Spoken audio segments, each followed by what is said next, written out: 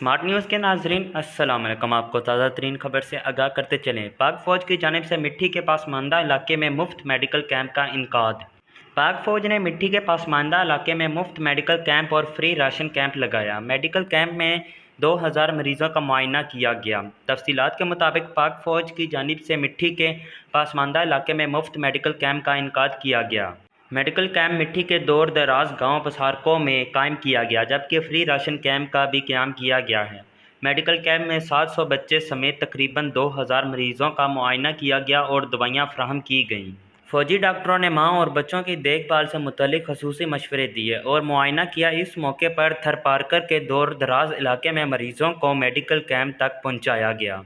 مریضوں کو district health officer basic health unit Mithi کے تعاون سے پہنچایا گیا، جبکہ D H O, B H U اور لیڈی ہیلتھ ورکرز کو صحت سے متعلق سامان کی فراہمی کی گئی۔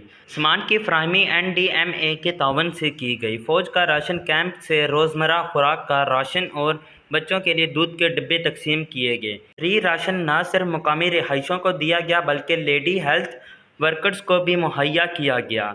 مٹی کے تھرپارکر کے مقامیوں نے پاک فوج کے اس عظیم اقدام کا خیر مقدم کیا۔